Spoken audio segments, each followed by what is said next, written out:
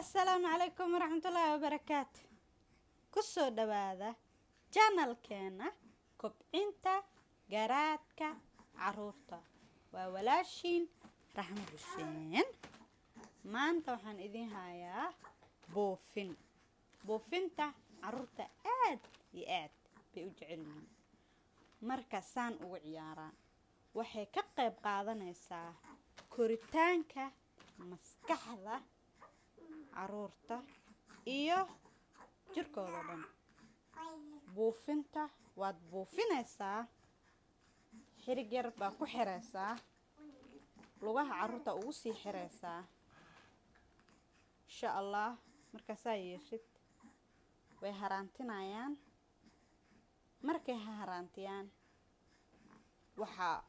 waxay haraantidaas ka qayb qaadanaysaa dhisitaanka murqaha caloosha ku jiro kuwa lugaha ku jiro.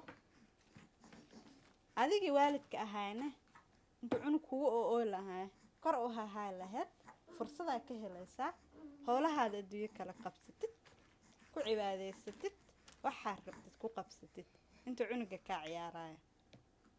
Buufinta hamogaanin laakiin allergy yaa carruur qaar allergy ku ah, marka ka ilaali jirkooda inay taabato. Subscribe gareeya, wixii su'aal hoos ku soo qora.